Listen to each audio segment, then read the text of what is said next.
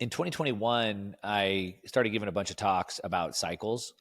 Cycles are something that I've always paid a lot of attention to. I love history. I use history a lot in a lot of my posts and videos and things like that, because history is so important for us to understand cause and effect. When this happens, this happens. Now, Mark Twain said that history doesn't repeat, but it rhymes. If I touch the hot stove, I burn myself. I might have burned my hand this time. Maybe next time I burn my arm. So it sort of rhymes, but I know the cause and effect that if I do this, touch a hot stove, then this, I burn my arm. And so history shows us these things. And cycles also show us how things repeat. And the reason why cycles work is sort of because of human nature. And human nature tends to take things too far, and we overcorrect. And then we go too far the other way, and then we overcorrect, and we sort of bounce back and forth. And so one thing I started talking about a lot about, I think it was maybe, I did a bunch of keynotes at conferences talking about cycles. I did Peter McCormick's show, What Bitcoin Did, and we framed it up. It was the battle for the fate of humanity. And I was talking about all these different cycles, and one of which is you have political cycles, you have financial cycles, you have technology cycles, and they all operate on different time frames. And one is about every 84 years. So most people, I'm sure, are familiar with like the fourth turning. So the fourth turning is a cycle. So it's an 80-year cycle. It's really like an 84-year cycle. And that's sort of like what we call like a generational theory.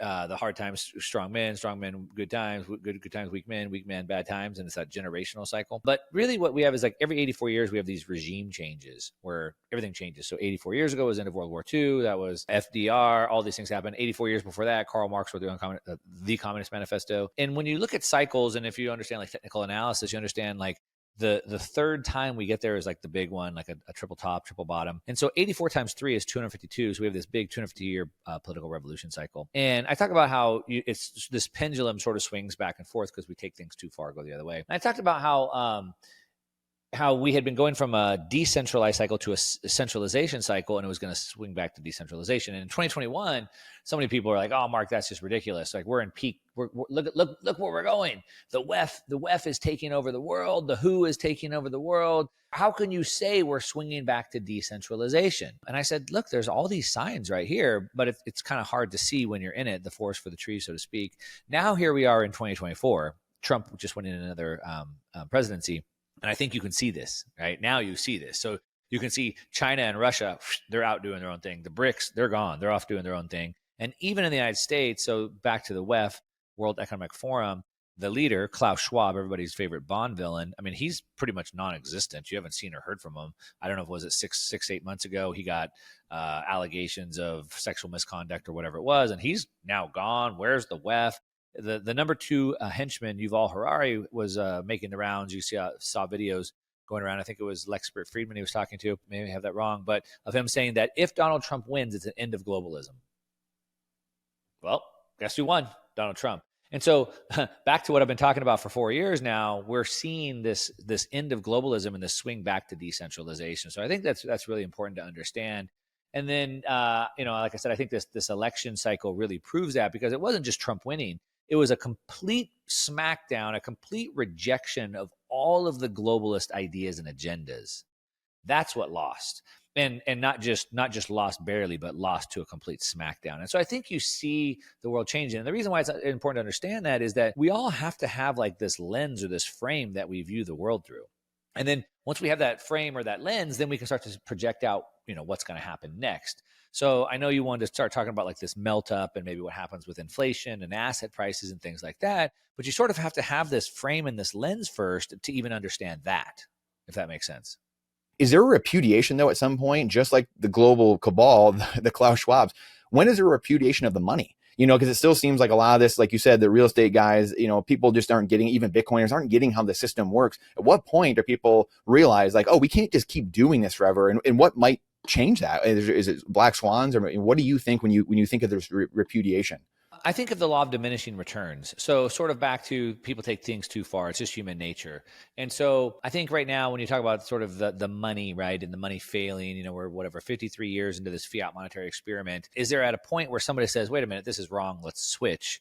And to that, I would say the answer is no. So we have the law of diminishing returns. And that means that what happens is a little bit is good, more isn't better, and eventually more becomes bad and starts to be damaging, and eventually more doesn't work anymore.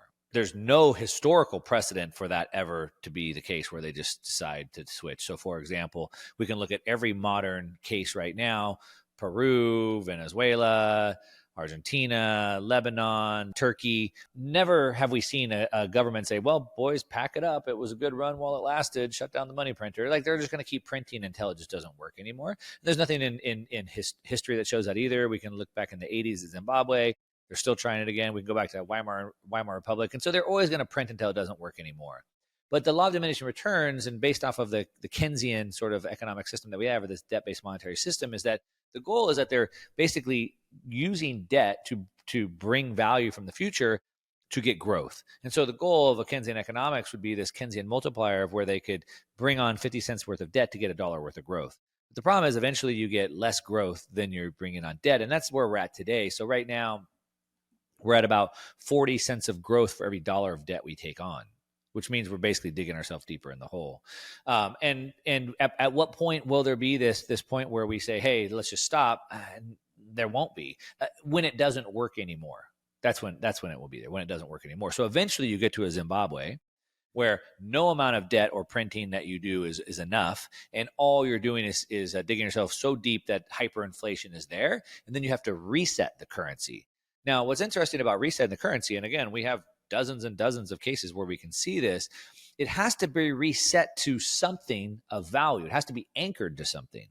So with Zimbabwe, for example, it's anchored to the dollar. So it was 1-to-1 with the dollar, then it was 500-to-1 to a dollar, then it was a quadrillion to 1 to the dollar, and then they reset it, and let's start at 80-to-1 this time, and then it goes up, and let's set it at 500-to-1 this time. Now the last attempt was to set it to gold, and so there has to be a reset to something.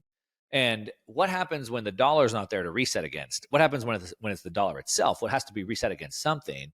And the answer is, what will be reset against? A lot of people right now thinking that's gold, which if it was done today, that would probably be the most likely case, because gold has 5,000 years of history and central banks are still buying it, et cetera. But probably by the time we get to that point where the dollar has to be reset against something, most likely it'll be Bitcoin. I think Bitcoin sort of takes over this global unit of account in less than 50 years, based off of history and cycle, understanding technology, adoption curves. I think in about 50 years, it'll probably be this unit of account. And if we get to that point, at some point, which is probably going to be decades in front of us, the dollar would have to be reset to something. And then we might be looking at that. But I don't think it's coming anytime soon. In saying that, what are things we can do? We talked about, retiring off Bitcoin. And there's, can you lend against your Bitcoin? A lot of Bitcoiners even not understanding, hey, why are we truly buying Bitcoin in this system change, this step change? In the meantime, again, this might take a little while. How do you deploy that capital for good ventures or other good assets to provide more cash flow? I'd love for you to kind of go into that a little bit and your thinking there, because again, I think it's something that just doesn't get talked about enough. The Bitcoin community, it's of course like you hodl, and just the average person can hodl, but how do we kind of take things to the next level and start, forcing that step change in a way? How are we using those assets productively to build the world we want to be in? If you want the answer to that question right there, and you like that spicy clip, check it out here. Come on, we'll see you in there. But if you want the full interview in its entirety, all the spicy clips put together, and you're not going to want to miss it, believe me, then check that out here. Come on, we'll see you in there. Do it.